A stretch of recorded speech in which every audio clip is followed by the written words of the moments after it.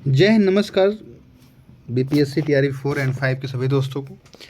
आप लोग कैसे हैं? उम्मीद है आप लोग मस्त होंगे एकदम।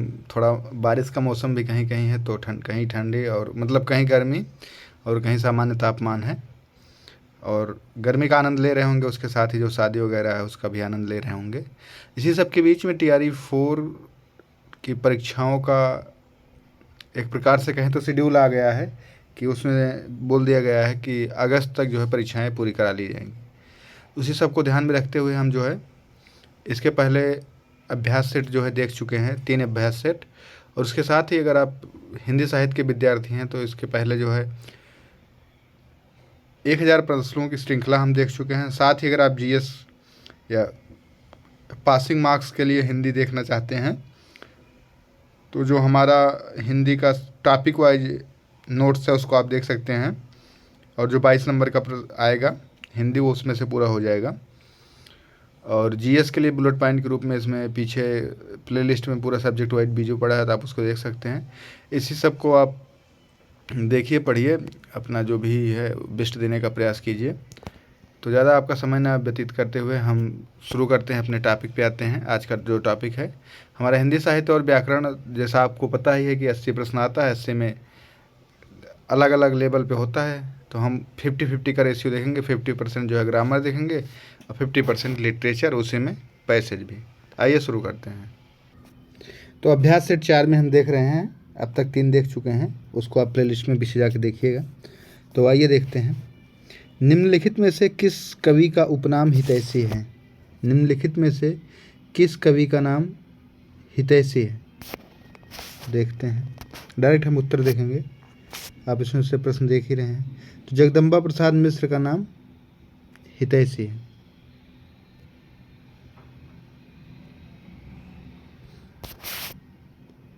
आगे देखते हैं।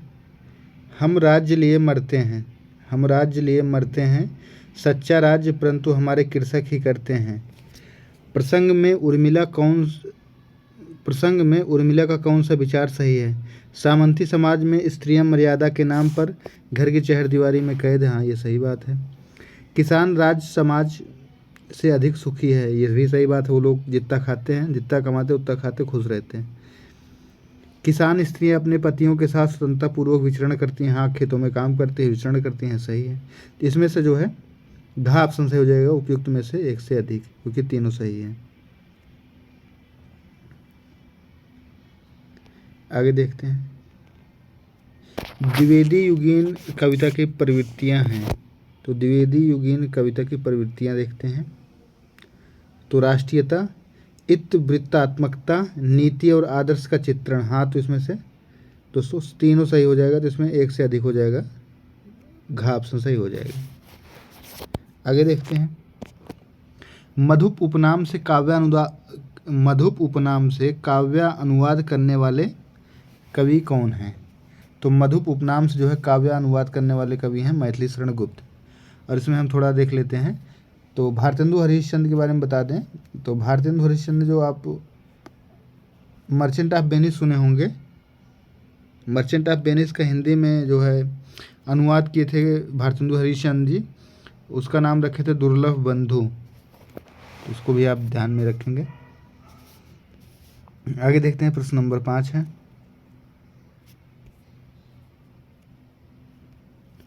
इनमें से मैथिली शरण गुप्त की कौन सी रचना नायिका प्रधान है? तो देखते हैं कौन सी नायिका प्रधान है। इसका प्रकाशन भी इसे देखते रहते हैं। साकेत, ये भी नायिका प्रधान है। यशोधरा, ये भी नायिका प्रधान है। विष्णुप्रिया, ये भी नायिका प्रधान है। तो इनका प्रकाशन वर्ष देख लेते हैं हम। तो 1931 जो है साकेत का है, 1931 साकेत। 1932 में यशोधरा, 1957 में विष्णुप्रिया। तो इस प्रश्न का जो उत्तर हो जाएगा घ हो जाएगा, उपयुक्त में से एक से अधिक, क्योंकि नायिका प्रधान तीनों रचनाएं हैं। आगे देखते हैं। सुंदरता का आलोक स्रोत है फूट पड़ा मेरे मन में, जिससे नव जीवन का प्रभात होगा फिर जग के आंगन में। ये किसकी पंक्तियां हैं? तो ये युगांत से ली गई हैं, जो सुमित्रानंद पंत की पंक्तियां हैं। स्नेह निर्झर बह गया, स्नेह निर्झर बह गया, रेत रेत ज्यों तन रह गया उपरोक्त गीत किस कवि का है? तो उपरोक्त गीत जो है सूर्यकांत त्रिपाठी निराला का है। आगे देखते हैं प्रश्न संख्या 8 है, निम्नलिखित में से कौन सा तत्व मार्क्सवादी चिंतन के पक्ष में है? वर्ग संघर्ष, प्रतिनिधि पात्र, आधार की अधिरचना। तो ये तीनों चिंतन है ये मार्क्सवादी चिंतन के पक्ष में है। इसमें से घ ऑप्शन सही हो जाएगा, उपयुक्त में से एक से अधिक, क्योंकि तीनों सही हैं। प्रगतिशील लेखक संघ, प्रगतिशील लेखक संघ किसके प्रयत्न से? प्रगतिशील लेखक संघ की स्थापना लंदन में किसके प्रयत्न से हुई थी? तो इसमें देखते हैं कहीं कहीं E.M. फोस्टर का नाम आता है, वो पेरिस में किए थे। तो जो लंदन में किए थे मुल्क राज आनंद व सज्जाद जहीर के प्रयत्न से हुई थी। भारत में 1936 या 1935 में जो है लंदन में हुआ था प्रोग्रेसिव राइटर एसोसिएशन, प्रगतिशील लेखक संघ की स्थापना। उसके बाद उसी के तर्ज पे लखनऊ में जो है प्रेमचंद की अध्यक्षता में भारतीय प्रगतिशील लेखक संघ की स्थापना की गई, जिसका पहला अधिवेशन लखनऊ में हुआ। उसके अध्यक्ष जो है प्रेमचंद जी थे। तो आगे चलते हैं। हरिजन गाथा किसकी रचना है? तो हरिजन गाथा आप लोग जानते हैं नागार्जुन की रचना है। हरिजन गाथा किसकी रचना है? हरिजन गाथा नागार्जुन की रचना है।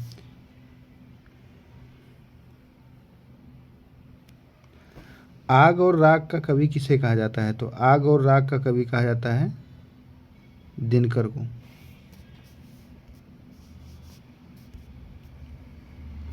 प्रयोगवाद के प्रवर्तक माने जाते हैं, तो प्रयोगवाद के प्रवर्तक माने जाते हैं हीरानंद, सच्चिदानंद, वात्स्यायन, अज्ञेय।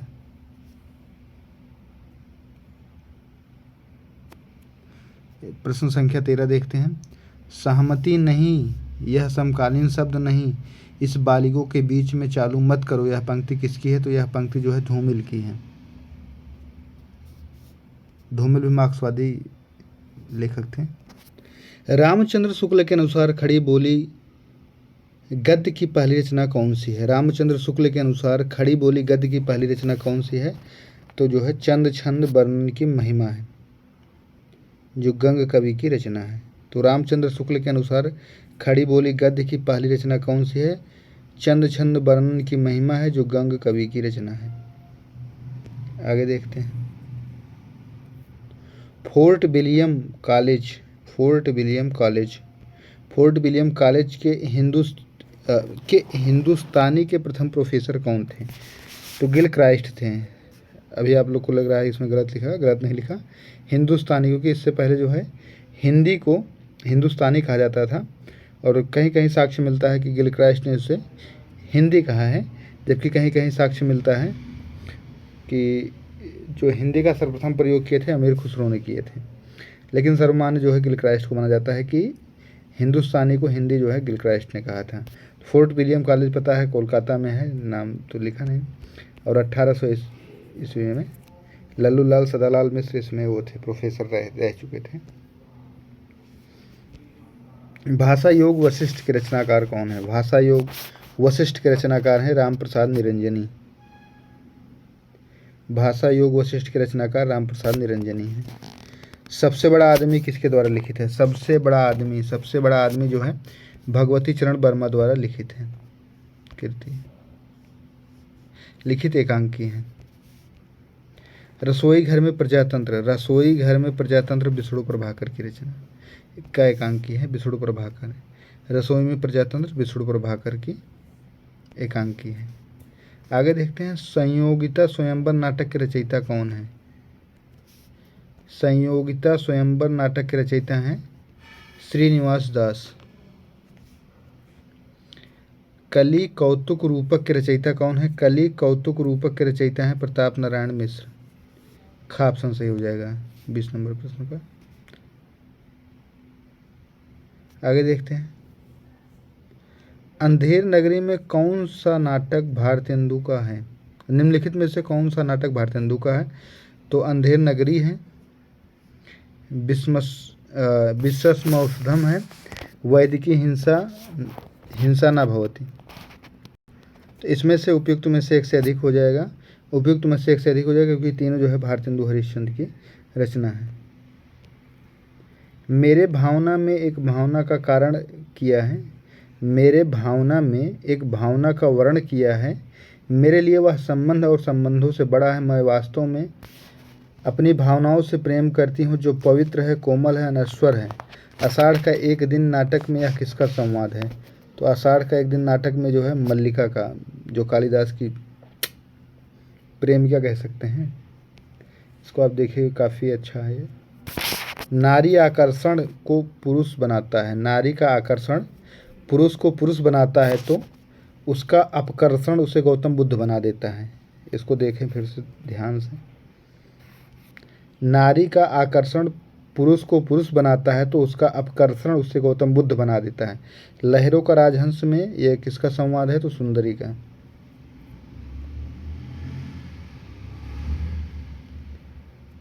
चौपट चपेट और मयंक मंजरी, चौपट चपेट और मयंक मंजरी जो है किसकी रचना है, किसके नाटक हैं? तो किशोरी लाल गोस्वामी के नाटक हैं ये। शकुंतला की अंगूठी, शकुंतला की अंगूठी किसकी रचना है? सुरेंद्र वर्मा की रचना है। इसका रचयिता सुरेंद्र वर्मा है अर्थात। आगे 26 नंबर का प्रश्न देखते हैं। ताजमहल का टेंडर किसका नाटक है? तो ताजमहल का टेंडर जो नाटक है अजय शुक्ल का है। अनंत देवी प्रसाद किस नाटक की पात्र हैं? अनंत देवी प्रसाद के किस नाटक की पात्र हैं? तो स्कंदगुप्त, जो 1928 में लिखा गया था। शंकर शेष द्वारा रचित नाटक है, शंकर शेष द्वारा रचित नाटक है तो एक और द्रोणाचार्य ये भी है, घरौदा ये भी है, अरे मायावी सरोवर, तो इसमें तीनों है। तो इसका जो है रचना देख ले, मतलब समय देख लेते हैं। तो एक और द्रोणाचार्य जो है 1977, घरौदा 1978, अरे मायावी सरोवर 1980। इसमें उपयुक्त में से एक से अधिक हो जाएगा 28 नंबर के प्रश्न में। आगे देखते हैं 29 नंबर का प्रश्न है। 28 में उपयुक्त में से एक से अधिक हो गया है। तो कारवां किसका एकांकी संग्रह है? कारवां जो है किसका एकांकी संग्रह है प्रश्न पूछ रहा है? तो भुवनेश्वर प्रसाद का है। भीष्म साहनी द्वारा रचित संग्रह है, भीष्म साहनी द्वारा रचित कहानी संग्रह कौन सा है? तो भीष्म साहनी द्वारा रचित कहानी संग्रह देखते हैं। भाग्य रेखा जो 1953 में, वांगचू 1978 में, निशाचर 1983 में। तो ये तीनों जो है कहानी संग्रह भीष्म साहनी की है। तो इसमें से घ ऑप्शन सही हो जाएगा, उपयुक्त में से एक से अधिक। हरिशंकर परसाई के निबंध संग्रह हैं। तो हरिशंकर परसाई बहुत बड़े व्यंग्यकार हैं, इनका देखने लायक है। भोला राम का जीव देखिए आप लोग, और कृष्ण चंद्र का जामुन का पेड़ देखिए, बहुत अच्छी है। दोनों व्यंग्यात्मक है, शासन व्यवस्था राजनीति से प्रेरित हैं। तो हरिशंकर परसाई का निबंध संग्रह है सदाचार की ताबीज, तुलसीदास चंदन घिसे, आवारा भीड़ में खतरे। तो तीनों निबंध संग्रह हैं, यह हरिशंकर परसाई का। तो इसमें से घ ऑप्शन सही हो जाएगा। मेरे राम का मुकुट भीग रहा है, मेरे राम का मुकुट भीग रहा है निबंध अपने समय में बड़ा चर्चित रहा। इसके लेखक कौन है? इसके लेखक जो है विद्यानिवास मिश्र हैं। भारतीय काव्य शास्त्र का नवनिर्माण निबंध, भारतीय काव्य शास्त्र का नवनिर्माण निबंध के लेखक हैं नंद दुलारे वाजपेयी।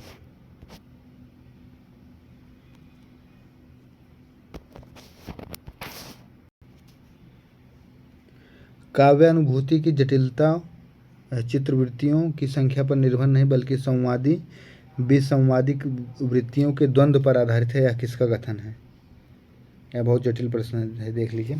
काव्यानुभूति की जटिलता चित्तवृत्तियों की संख्या पर निर्भर नहीं बल्कि संवादी विसंवादी वृत्तियों के द्वंद्व पर आधारित है। तो यह किसका कथन है? तो बहुत जटिल कथन है, आचार्य रामचंद्र शुक्ल का है। रस सिद्धांत किसकी रचना है? रस सिद्धांत किसकी रचना है? तो रस सिद्धांत जो है डॉक्टर नागेंद्र की रचना है। रसमीमांसा लेखक, रसमीमांसा नामक आलोचनात्मक पुस्तक के लेखक कौन है? रसमीमांसा नामक आलोचनात्मक पुस्तक के लेखक कौन है? तो इसके जो लेखक हैं आचार्य राम। रस मीमांसा नामक आलोचनात्मक पुस्तक के लेखक कौन है? तो रामचंद्र शुक्ल हैं।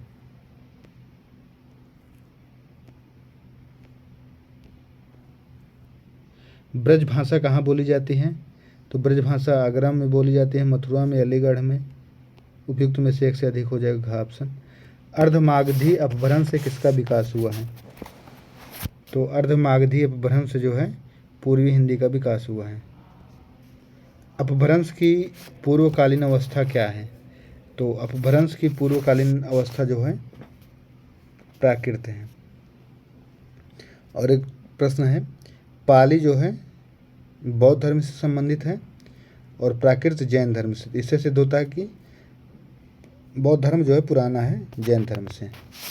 देवनागरी लिपि की विशेषता है। देवनागरी लिपि की विशेषता है, देखते हैं, सुंदर और सुगठित लिखावट। हाँ, ये सही बात है। प्रत्येक ध्वनि के लिए अलग चिन्ह, स्वरों और व्यंजनों का वैज्ञानिक क्रम। इसमें से घ ऑप्शन सही हो जाएगा क्योंकि सभी विकल्प जो है सही हैं। आगे देखते हैं, 41 नंबर का प्रश्न है, मैचिंग वाला प्रश्न है इसमें, तो ये मैच करते हैं। हिंदी साहित्य का वैज्ञानिक इतिहास गणपति चंद्र गुप्त का है। हिंदी साहित्य की भूमिका हजारी प्रसाद द्विवेदी की है।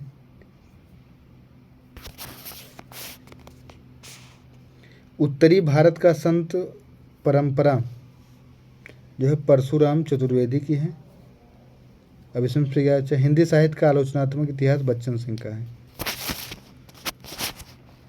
इसमें से कौन सा ऑप्शन सही हो जाएगा? तो इसमें से ख ऑप्शन सही हो जाएगा।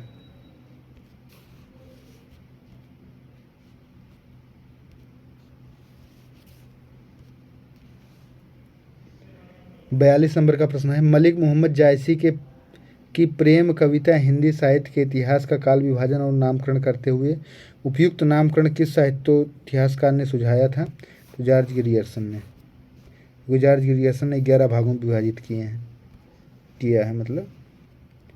विद्यापति की पदावली में वर्णित मुख्य विषय है राजनीति, द्वंद्व, वय संधि, पुरुष परीक्षा, अनमेल विवाह, बाल विवाह। तो इसमें जो मुख्य विषय है वो है राजनीतिक द्वंद्व और वय संधि। तो इसमें से का ऑप्शन सही हो जाएगा 1 और 2।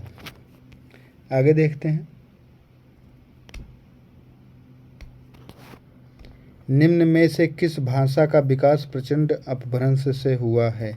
निम्न में से किस भाषा का विकास प्रचंड अपभ्रंश से हुआ है? तो सिंधी का। इसमें से का ऑप्शन सही हो जाएगा। सिंधी जो है प्रचंड अपभ्रंश से इसका विकास हुआ है। आगे देखते हैं, विद्वानों द्वारा रीतिकाल के नामकरण से संबंधित कौन सा कथन सही नहीं है?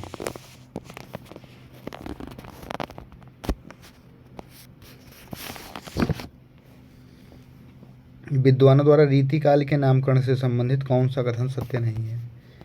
तो आइए देखते हैं इसमें।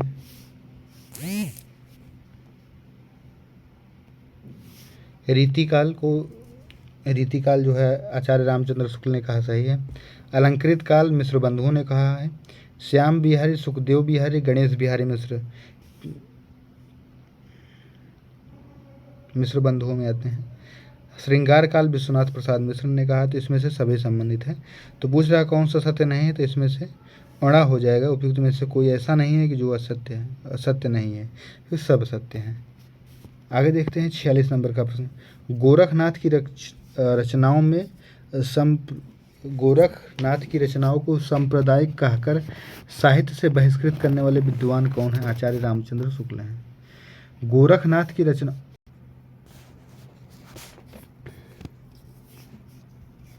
आगे देखते हैं 47 नंबर का प्रश्न है, हिंदी साहित्य में छंदों का बादशाह तथा छप्पयों का राजा किसे कहा जाता है? हिंदी साहित्य में छंदों का बादशाह और छप्पयों का राजा किसे कहा जाता है? तो जो है देखते हैं, नरपति नाल को इनको नहीं कहा जाता, अमीर खुसरो इनको भी नहीं, दलपति विजय इनको भी नहीं। जो छंदों का बादशाह है वो चंद्रबरदाई को कहा जाता है, चंद्रबरदाई, और छप्पयों का राजा भी। संत काव्यधारा में सबसे शिक्षित संत कौन था? तो संत काव्यधारा में सबसे शिक्षित संत जो है सुंदरदास थे।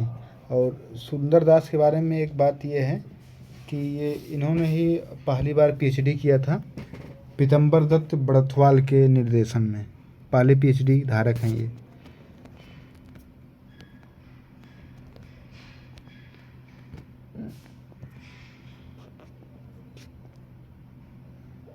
रासो शब्द की उत्पत्ति रसायन से किसने मानी है?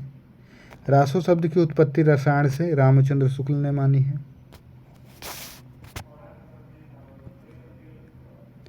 उड्डयन, उड्डयन का संधि विच्छेद होगा तो उड्डयन का हो जाएगा उत धन अयन। इसमें व्यंजन संधि है। यदि ई उ और री के बाद कोई भिन्न स्वर आए तो इनका परिवर्तन क्रमशः या व और रा में हो तो उसमें कौन सी संधि होती है? तो इसमें से उसमें यण संधि होती है, यण संधि। आगे देखते हैं, निम्नलिखित युग्मों में से कौन सा समास की दृष्टि से अशुद्ध है? तो देखते हैं, भरपेट अव्ययी भाव है, इसमें ठीक है। रसोई घर, इसमें भी ठीक है, तत्पुरुष समास है। तो चाल चलन में अव्ययी भाव समास नहीं है, तो यही जो है इसमें से गलत होगा, अशुद्ध है। तो इसमें से ग ऑप्शन सही हो जाएगा। आगे देखते हैं, 54 नंबर का प्रश्न है, बहुत आसान है। किस समास के प्रथम पद संख्यावाचक और अंतिम पद संज्ञा होता है? तो द्विगु समास। शुद्ध वर्तनी वाला शब्द है, तो शुद्ध वर्तनी वाला शब्द जो इसमें है, अज्ज्वल कुछ होता नहीं है। श्रृंगार, ये असत्य है, सिंगार होगा। गा ऑप्शन सही हो जाएगा 55 में। 56, किस समास में कोई भी शब्द प्रधान नहीं होता, दोनों शब्द मिलकर एक नया अर्थ प्रकट करते हैं? आप लोग को पता ही है। किस शब्द में दोनों पद प्रधान नहीं होता है, मिलकर एक नया जो है वो प्रकट करते हैं? तो बहुब्रीहि समास हो जाएगा। आगे देखते हैं, स्वरभंग किस प्रकार का अनुभाव है? स्वरभंग जो है सात्विक प्रकार का अनुभाव है। प्रारब्ध के लेखक, प्रारब्ध का विलोम शब्द क्या होता है? प्रारब्ध का निरारब्ध हो जाएगा, प्रारब्ध का अनारब्ध हो जाएगा। आगे देखते हैं, किस वाक्यांश के लिए दिया गया एक शब्द सही नहीं है? जो बहुत बोलता हो उसे मितभाषी नहीं बोलते, उसे वाचाल बोलते हैं। जो मीठा बोलते हैं उसे मितभाषी बोलते हैं, तो इसमें से यही असत्य है। जिस स्त्री का कोई संतान न हो, वाच क्रम के अनुसार यथाक्रम सही है। 60 नंबर का प्रश्न है, किसी समाज की सभ्यता का मूल्यांकन स्त्रियों के प्रति पुरुषों को देखकर किया जा सकता है? उक्त वाक्य में रिक्त स्थान के लिए उपयुक्त शब्द क्या है? तो आचरण को, पुरुषों के आचरण को देखकर, इसमें से ग ऑप्शन सही हो जाएगा। 61 नंबर का प्रश्न है, निम्न में से कौन सा गलत सुमेलित है? नजर पर चढ़ना मतलब आंख बचाना है, ये गलत है। 62 नंबर का प्रश्न है, निम्नलिखित में से मात्रिक छंद किस विकल्प में है? तो मात्रिक छंद दोहा, चौपाई, सोरठा, इसमें से ए ऑप्शन सही हो जाएगा। बड़ा हुआ तो क्या हुआ, जैसे पेड़ खजूर, पंछी को छाया नहीं, फल लागे अति दूर, इस जो है दोहा है, इसमें से गा ऑप्शन सही हो जाएगा। छंद का उदाहरण पूछा था। निम्नलिखित में से कौन सा लक्षण को अजहत स्वर्था लक्षणा भी कहते हैं? तो उपादान लक्षणा को।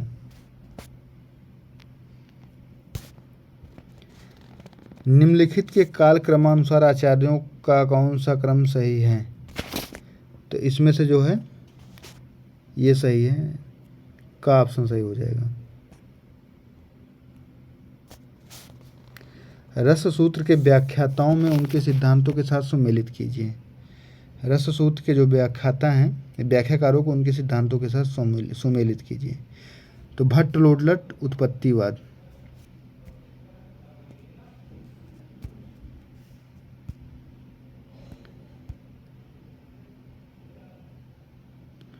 भट्ट लोलट उत्पत्तिवाद और शंकुक अनुमितिवाद। भट्ट लोलट उत्पत्तिवाद, शंकुक अनुमितिवाद, भट्टनायक भुक्तिवाद और अभिनवगुप्त जो है अभिव्यंजनावाद। ये भुक्तिवाद या अभिव्यंजनावाद। तो इसमें से देखते हैं कौन सा ऑप्शन सही हो जाएगा। तो इसमें से ग ऑप्शन सही हो जाएगा।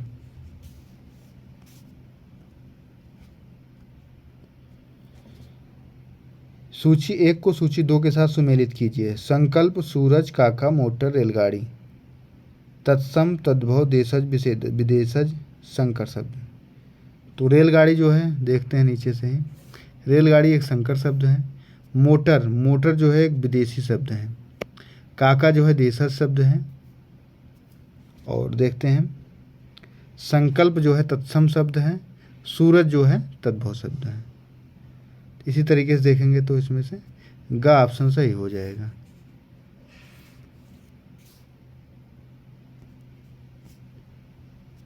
अड़सठ नंबर का प्रश्न है, निम्नलिखित शब्द युग्मों में से कौन सा सही नहीं है। तो जरठ और जठर, इसमें से का जो है गलत है।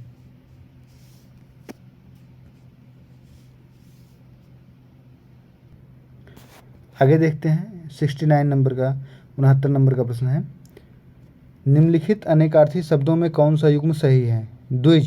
द्विज माने ब्राह्मण होता है, पृथ्वी नहीं होता, ये गलत हो जाएगा। सुरभि होता है स्वर्ण और सुगंध सही है। अंक का संख्या होता है, आनंद नहीं होता है। तो इसमें से जो सही पूछा जा रहा है तो खा ऑप्शन सही हो जाएगा। 70 नंबर का प्रश्न देखते हैं, निम्नलिखित शब्दों के मूल शब्द तथा इसमें लगे प्रत्यय में कौन सा युग्म गलत है। तो बचपन ये जो है गलत है, इसमें अन प्रत्यय रहेगा।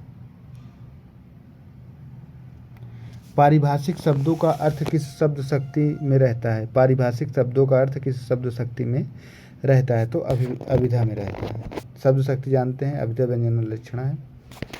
भारतीय संविधान के किस अनुच्छेद के तहत भारत का कोई भी नागरिक किसी भी भाषा में अभ्यावेदन दे सकता है।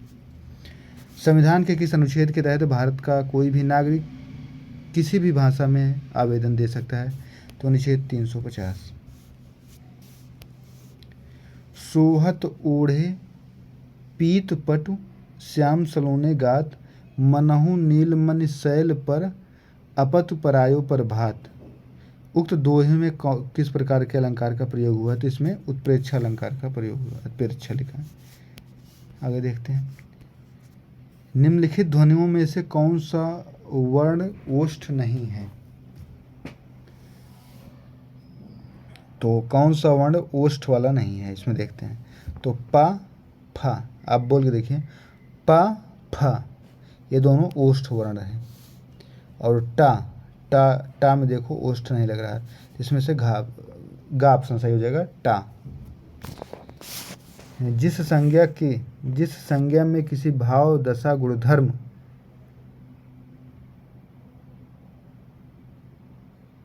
का बोध होता है उसे क्या कहते हैं। तो जो है भाववाचक संज्ञा होती है। भाववाचक संज्ञा, इसमें खा ऑप्शन सही हो जाएगा।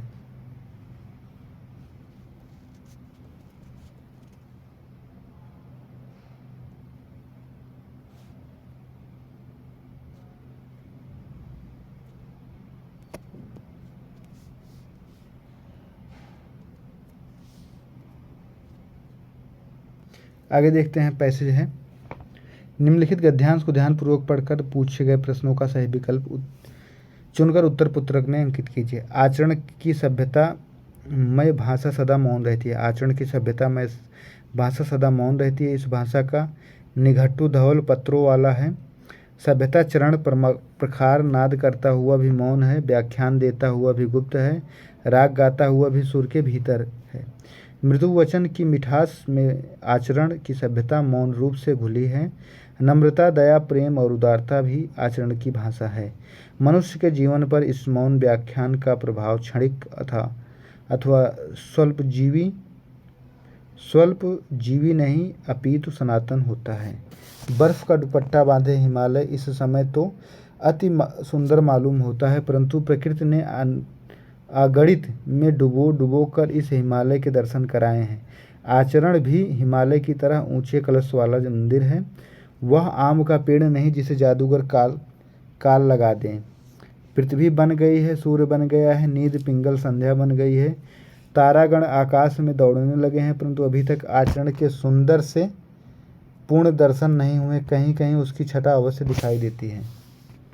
तो गद्यांश का सर्वाधिक उपयुक्त शीर्षक कौन सा होगा? आचरण की सभ्यता। 77 नंबर का प्रश्न है, सभ्यता चरण प्रखर नाद करता हुआ भी है, इस वाक्य में प्रखर क्या है? तो प्रखर विशेषण है, प्रखर या मुखरता। निघट्टू शब्द, निघट्टू शब्द का अर्थ होता है, निघंटू शब्द का अर्थ है पर्यायवाची कोश। किसके बनने से अनंत काल लगा? किसके बनने में अनंत काल लगा है? तो आप लोग जानते हैं जो नेचुरल चीज़ें हैं। पैराग्राफ के हिसाब से आचरण को बनने में अनंत समय लगा है। 80 नंबर का प्रश्न देखते हैं, नम्रता, दया, प्रेम, उदारता भी आचरण की भाषा है। इस वाक्य में नम्रता जो है संज्ञा के रूप में प्रयोग हुई है।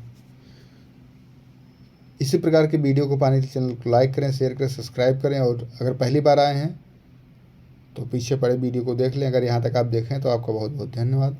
आपका दिन शुभ हो, रात्रि शुभ हो। मिलते हैं किसी अगले नए वीडियो।